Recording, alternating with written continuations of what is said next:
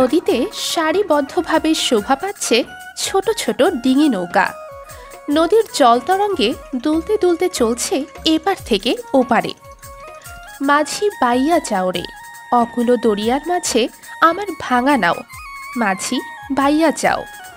মাঝিদের কণ্ঠে আর শোনা যায় না ভাটিয়ালি গান। বর্তমান জীববৈচিত্র্য ও সংস্কৃতিতে প্রায় বিলুপ্তির পথে। তবে ঢাকার ব্যস্ত শহর জীবনের পাশে বুড়িগঙ্গা নদীর তীরে দেখা মেলে এক অন্যরকম চিত্র।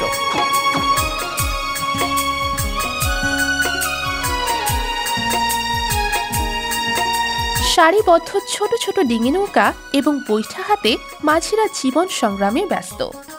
এখানে এই ঐতিহ্যবাহী পেশা আজও টিকে আছে সগৌরবে।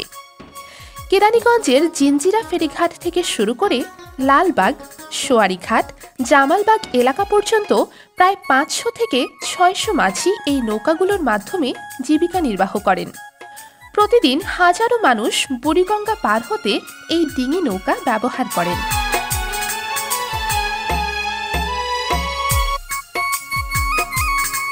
আধুনিকতার ছোঁয়ায় বাংলাদেশে সেতু ও কালভার্ট নির্মাণের ফলে নদী পাড়ি দেওয়া সহজ হলেও এই ঐতিহ্যবাহী পেশা প্রায় হারিয়ে যেতে বসেছে।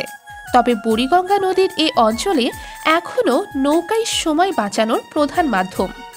মাঝিরা জানায় একটি নৌকা তৈরিতে খরচ পড়ে প্রায় 30,000 টাকা। 2 বছর চালানোর পর তা পুনরায় সংস্কার করতে হয়। সারাদিন নৌকা চালিয়ে আয় হয় প্রায় 1000 টাকা।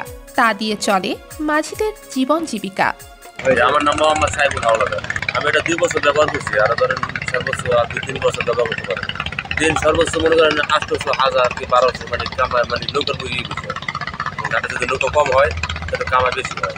খরচ মনে করেন একটা নৌকা যদি আনতে যাই, নতুন আনতে গেলে আপনার ওই যে জায়গাতে বানাই আনবো, ওই জায়গাতে মনে করেন 22-24 দাম দিতে হইব। 24,000 টাকা বর্তমানে এই নৌকা পাওয়া যাবে না, মানে নিচে দিতে হইলো 28-30।